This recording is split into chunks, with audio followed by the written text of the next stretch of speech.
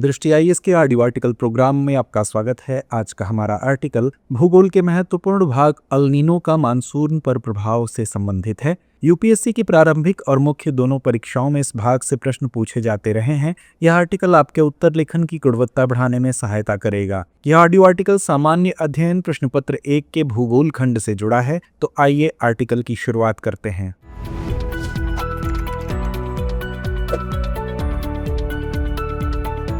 भारत में मानसून केवल मौसम की घटना नहीं बल्कि कृषि, जल संसाधन, ऊर्जा उत्पादन और संपूर्ण अर्थव्यवस्था का आधार है।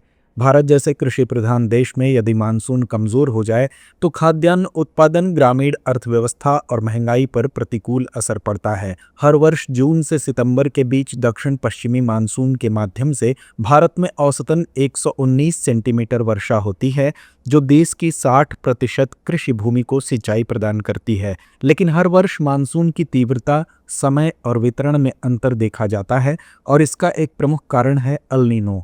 यह एक महत्वपूर्ण वैश्विक जलवायु घटना है जो भारत सहित विश्व के कई क्षेत्रों के मौसमी चक्रों को प्रभावित करती है। उदाहरण के तौर पर साल 2002, 2009, 2015 और 2018 में अल नीनो की उपस्थिति के कारण भारत में औसत से कम मानसून दर्ज किया गया, जिसने भारत की वर्षा आधारित कृषि सहित संपूर्ण जलवायु को प्रभावित किया। यही कारण है कि मौसम विभाग और जलवायु विशेषज्ञ हर वर्ष अल नीनो की स्थिति पर बारीकी से नजर रखते हैं। इस ऑडियो आर्टिकल में अल नीनो के मानसून पर प्रभाव की विस्तार से चर्चा की गई है। सबसे पहले जानते हैं कि अल नीनो क्या है और इसकी उत्पत्ति कैसे होती है।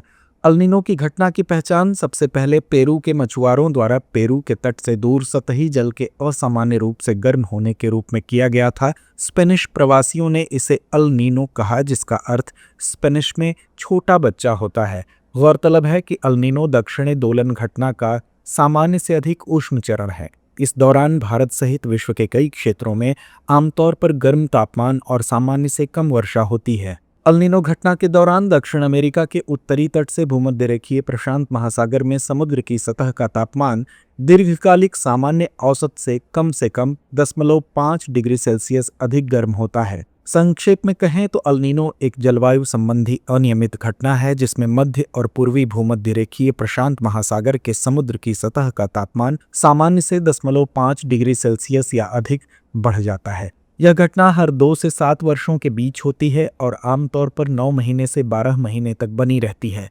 बता दें कि ENSO यानी अल नीनो साउदर्न ओसिलेशन नामक प्रणाली का एक चरण है जिसमें 2 अन्य स्थितियां भी होती हैं, ला नीना और न्यूट्रल यानी सामान्य स्थिति। अल नीनो तब उत्पन्न होता है जब पश्चिम प्रशांत यानी इंडोनेशिया और ऑस्ट्रेलिया की ओर चलने वाली गर्म समुद्री धारा कमजोर पड़ जाती है और गर्म जल पूर्वी प्रशांत क्षेत्र में दक्षिण अमेरिका के तटीय क्षेत्र की तरफ एकत्रित होने लगता है। इसके साथ ही यहाँ चलने वाली व्यापारिक पवनें भी कमजोर हो जाती हैं, जिससे वायुमंडलीय परिसंचरण प्रभावित होता है। उल्लेखनीय है कि ला नीना अल नीनो की विपरीत स्थिति है। ला नीना का स्पेनिश में अर्थ है छोटी लड़की। यह एल नीनो दक्षिणी दोलन यानी ENSO का एक शीतल चरण है। पूर्वी प्रशांत महासागर में समुद्र की सतह का तापमान सामान्य से अधिक शीतल होना इसकी विशेषता है।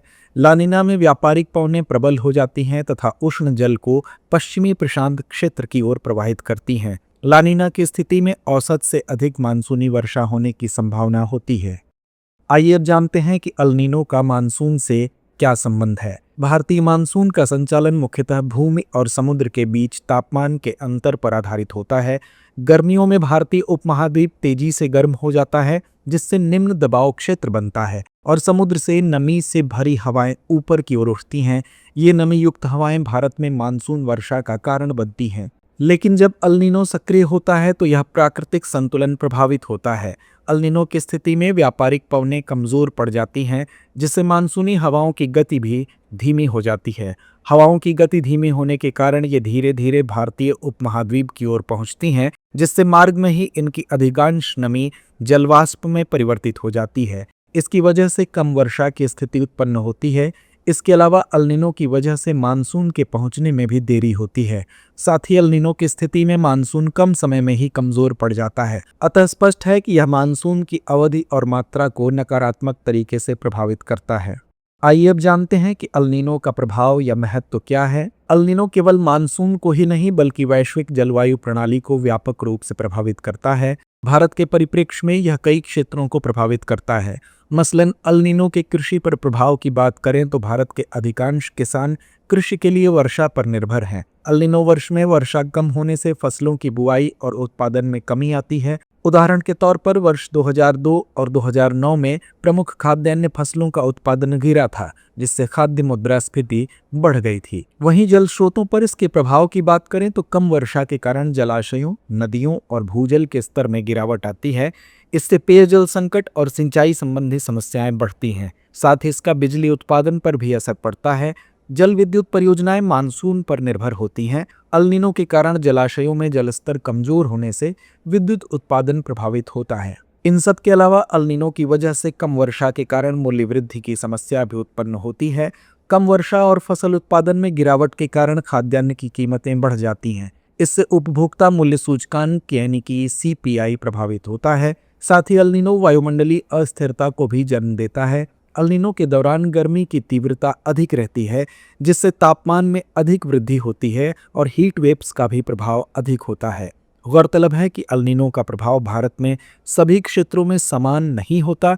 कुछ राज्यों में सूखा पड़ता है, जबकि कुछ हिस्सों में भारी वर्षा या बाढ़ जैसे हालात बन सकते हैं।